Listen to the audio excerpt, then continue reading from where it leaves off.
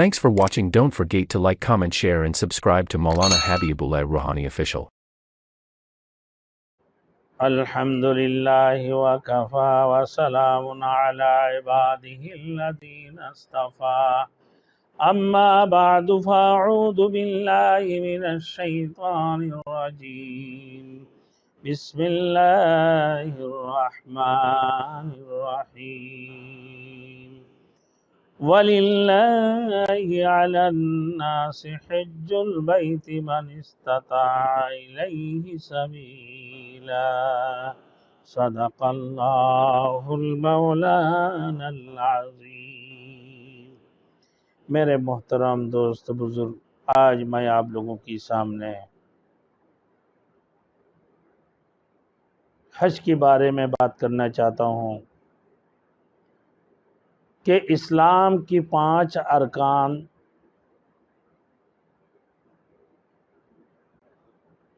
جن میں سے ایک رکن اسلام کی حج بھی ہے۔ قرآن مجید میں اللہ نے ارشاد فرمایا وَلِلَّهِ عَلَى النَّاسِ حِجُّ الْبَيْتِ مَنِ اسْتَطَاعَ إِلَيْهِ سَبِيلًا، اللہ کے لیے لوگوں پر بیت اللہ کا حج کرنا لازم ہے جیسے وہاں تک پہنچنے کی قدرت ہو۔ جن لوگوں پر حج فرض ہوتا ہے ان میں سے لاکھوں آدمی حج کرتے ہیں اور لاکھوں آدمی ایسے ہیں جن پر حج فرض ہے لیکن حج نہیں کرتے۔ کچھ لوگ تو آج کل پر ٹالتے رہتے ہیں اور کچھ لوگ حج کا ارادہ ہی نہیں کرتے، اور کچھ لوگ اپنے مکان کی تعمیرات کی بہانہ لگاتے، کچھ تو اپنے بیٹیوں کی شادیوں کی بہانہ لگاتے ہیں۔ تو اس قسم کی بہانہ کرتے ہوئے وہ حج سے محروم ہو گئے۔ جو شخص حج فرض ہو جانے کے بعد حج نہ کرے اور بلا حج کے وہ مر جائے تو اس کے لیے حدیث میں سخت وعید آیا ہے۔ حضرت ابو امامہ رضی اللہ تعالیٰ عنہ سے مروی ہے کہ حضور اقدس صلی اللہ علیہ وسلم نے ارشاد فرمایا کہ جس کو سخت مجبوری یا ظالم بادشاہ یا رکنے والا مرض اس کو نہ رکے اور پھر بھی وہ حج کرنے سے رک جائے اور وہ بلا حج کیے مر جائے، تو چاہے وہ یہودی ہو کر مر جائے چاہے وہ نصرہ ہو کر مر جائے، اس کو کوئی پرواہ نہیں۔ میرے محترم دوستوں، حج کی کتنی بڑی اہمیت ہے، خدا کی پناہ کس قدر سخت وعید ہے۔ جن لوگوں کے اوپر حج فرض ہو چکا ہے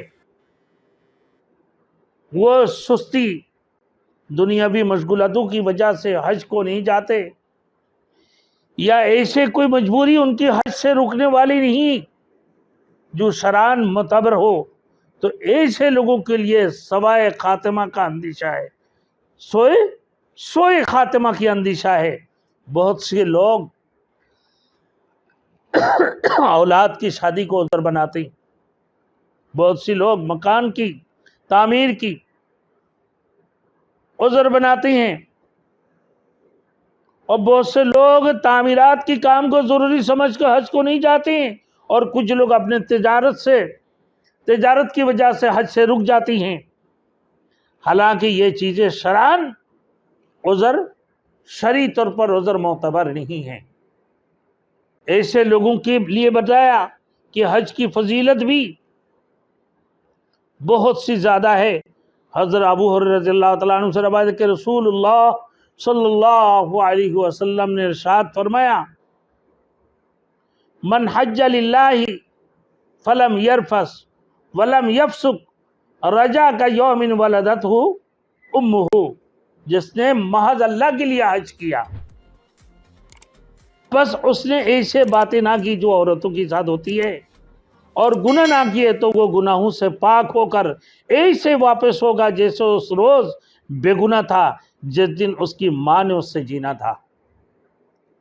یعنی حج میں ہر قسم کی فسق فجوری हर किस्म की बेहयाई से वो बच जाएं और सिर्फ खालिसतन अल्लाह के लिए वो अगर हज करे, तस्ये नीयत से, अल्लाह खालिस नीयत से अल्लाह की रज़ा हासिल करने के लिए वो हज करें, अल्लाह पाक परवरदिगार आलम उसको तमाम गुनाहों से ऐसे पाक पाकीज़ा कर देते हैं जैसे वो पहला दिन का बच्चा पैदा होगा। पहला दिन का बच्चा पैदा होने वाला जैसे पाक पाकीज़ा होता है, जैसे गोया कि वो पाक पाकीज़ा हो गए। हजरत अबू हुरैरा रज़ियल्लाहु तआला अन्हु से रवायत है, रसूल मकबूल सल्लल्लाहु अलैहि वसल्लम ने फरमाया, अल हज्जुल मबरूर लैसा लहू जज़ाउन इल्लल जन्नह। हज मबरूर की जज़ा क्या है? जन्नत है। हज मबरूर की जज़ा जन्नत है। यानी हज मबरूर वो है जिसमें कोई गुनाह ना हो। बाज़ उलमा ने उसको हज मकबूल भी कहा, हज मकबूल की कहा, जिसमें ना रिया हो, ना नाम नमूद हो, ना दिखावा हो, ना लोगों को कि भाई आजकल के दुनिया के अंदर आप देखते हैं कि भाई बड़े बड़े मोबाइलें तवाफ़ करते वक़्त मौवी बनाई, अपना घर पे भेज दी। तवाफ़ करते वक़्त मौवियाँ बनाया, अपने रिश्तेदारों को, दोस्तों को भेज दिया। और सफ़ा मरवा की साई करते वक़्त उसने अपने मौवी बनाया, बस छोड़ दी अपने दोस्तों की पास। तो ये रियाकारी है, दिखावा है। और मोबाइल लेकर वहाँ बड़ी फैशनबाजियाँ कर रहे होती हैं, लोगों को दिखा रहे होती हैं कि देखो हम तो हज करने के लिए आए हैं। तो हज मबरूर इसको नहीं कहते हैं। हज मबरूर उसको कहते हैं जिसमें नाम नमूद ना हो, वो यानी हज मकबूल भी है। अल्लाह के रसूल सल्लल्लाहु अलैहि वसल्लम ने फरमाया ये हज मबरूर है। बाज़ हजरत ने हज मबरूर का हज मकबूल भी कहा कि हज मकबूल है वो हज मबरूर। तो हज की तरह उम्रा भी एक इबादत है, वो भी मक्का शरीफ में होता है, उसमें भी चंद आमाल करने पड़ते हैं। हुजूर अकरम सल्लल्लाहु अलैहि वसल्लम ने फरमाया कि हज और उम्रा को जाने वाला, हज और उम्रा को जाने अल्लाह ताला की मेहमान है, उनका इतना बड़ा मकाम है। अगर अल्लाह ताला से दुआ करें तो वो कबूल करे, अगर अल्लाह से माफ़ी मांगे तो अल्लाह उसको बख्शिश फरमा दे, अल्लाह ताला से मगफरत तलब फरमाए, अल्लाह उसकी मगफरत उसको बख्श दे, उसको मगफरत फरमा दे। अल्लाह से हाजत मांगे, अल्लाह उसकी हाजतों को पूरा फरमा दे। अल्लाह से बीमारियों के लिए निजात मांगे तो अल्लाह उसको शफाए कुल्ली अता फरमाए। अल्लाह से बीमारियों के लिए आफियत मांगे तो अल्लाह उसको हर किस्म की बीमारियों से शफा अता फरमाते हैं अल्लाह की। फिर अल्लाह पाक परवरदिगार आलम उसकी उस हज के बदला में मेरे दोस्तों उसकी माल तिजारत में भी बरकत अता फरमाती हैं, वो कभी तंग दस्ती नहीं होती हैं। और भी एक इरशाद है कि हज और उम्रा तंग दस्ती और गुनाहों को इस तरह दूर कर देते हैं जैसे आग की बत्ती लोहे की दूर कर देते हैं कचरा, और जैसे सोने चांदी की खराबी को दूर कर देते हैं। इसी तरीके से बहुत से लोग हज को जाना चाहते हैं मगर इस साल और अगले साल की फेर में बरसों लगा देते हैं। ये लोग भी बहुत बुरा करते हैं। अल्लाह अकबर, कितनी बड़ी सवाब से वो महरूम हो गई, कितनी बड़ी आला काम से वो महरूम हो गई, और कितनी बड़ी जिहाद से महरूम हो गई कि हज करना ये जिहाद अकबर है। रसूल मकबूल सल्लल्लाहु अलैहि वसल्लम ने फरमाया कि जिसे हज करना हो जल्दी करे, जिसे हज करना हो वो जल्दी करे। मौत की क्या खबर है कि कब सर पर आकर खड़े हो जाए, क्या खबर है। वनहनु अक़रबु इलैहि मिन हब्लिल वरीद, अल्लाह तुम्हारी इतनी करीब है, अल्लाह तुम्हारे इतनी करीब है। फिर मौत, कुल्लु नफ्सिन ज़ाइक़तुल मौत, हर जानदार को मौत की जायका चखनी है। मौत तुम्हारे हलक पे आने वाले पता नहीं है, अल्लाह पता नहीं है। रसूल मकबूल सल्लल्लाहु अलैहि वसल्लम की एक हदीस है कि मुझे वो बात याद आती है, मुझे वो खौफ होते हैं कि इसराफील अलैहिस्सलातु वस्सलाम अपने सूर फूंकने वाले हैं, मुंह की तरफ हुक्म के इंतज़ार कर रहे हैं कि अल्लाह कब हुक्म फरमा रहे हैं। आंखें झुकाए हुए हैं, अपने सर को झुका के रखी हैं, कब क़यामत आने वाले हैं, कब मेरे मौत आने वाले हैं। नहीं मालूम मौत से पहले हम हज कर पाएंगे या नहीं। मेरे दोस्तों, इसी तरीके से लोग अपने हज से भी کیا ہو جاتے ہیں، محروم رہ جاتے ہیں۔ بہت سارے لوگ حج کو جانا چاہتا ہے لیکن اپنے کاروبار، اپنے مال و دولت، اپنے بیوی بچوں کی محبت میں، پھر اس کے بعد اپنے بیٹیوں کی شادی کی بہانہ بنا کر، اپنے مکان کی تعمیرات کی بہانہ بنا کر وہ جا نہیں سکتا ہے۔ میرے دوستوں، یہ موت کی کیا خبر ہے، کب سر پر آ کر کھڑی ہو۔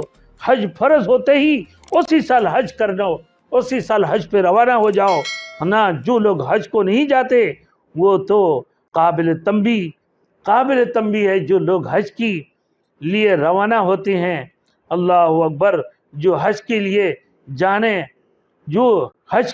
بغیر حج کے لیے چل دیتے ہیں، یعنی اللہ کے راستے میں جو لوگ حج کے لیے روانہ ہوتے ہیں وہ بھی قابل تنبیہ ہے، کیونکہ یہ لوگ حج سیکھے بغیر، اس راہ کی ادب جانے بغیر حج کے لیے چل دیتے ہیں۔ میرے دوستوں، آج کل بڑے بڑے کاروباری، بڑے بڑے بزنس مین، میرے دوستوں، VIP حج کر رہے ہوتی ہیں، جہاز میں بیٹھے جا رہے مکے سے مدینے، مدینے سے مکے، پھر جو ہے نا VIP جہاز، وہاں باسوں میں بیٹھے ہوئے ایئر کنڈیشن، نہ ان کو چلنا نہ پھرنا، بس VIP حج کر رہے ہیں۔ اور پھر ان کو حج سیکھنے کی ٹائم نہیں ہے، ان کو وقت نہیں ہے کہ بھائی حاجی کیمپ میں جا کے حج سیکھ لے، یا کسی اپنا محلہ کی امام صاحب سے حج سیکھ لے، یا اپنے کسی مفتی کے پاس جا کر حج کے بارے میں معلومات حاصل کرے۔ تو ضروری ہے، حج سیکھے بغیر حج نہیں کی جاتی ہے۔ جسے نماز سیکھی جاتی ہے، ایسے حج کو بھی سیکھنا ضروری ہے، اپنے خالص حج کے لیے۔ ہاں بالکل، اپنے حج کی مسائل کو سیکھنا، حج کی ضروری چیزوں کو سیکھنا، پھر حج کیسے کی جاتی ہے اسی انداز سے حج کی پورے مکمل طریقے کو سیکھنا ضروری ہے نا۔ تو میرے دوستوں، اسی طریقے سے بغیر سیکھے حج کرنے سے حج بھی آپ کی قبول نہیں ہوگی، کیونکہ آپ نے حج کے نہ طریقہ سیکھے ہیں، نہ اور کچھ چیزیں سیکھے ہیں، نہ حج میں کیا کرنا ہے، کیسے کرنا ہے، ایام حج میں کیا کرنا کیا نہیں کرنا، یہ آپ کو نہیں معلوم ہے۔ اللہ ہم سب کو عمل کرنے کے توفیق عطا فرمائے، انشاءاللہ۔ آگے بڑھائیں۔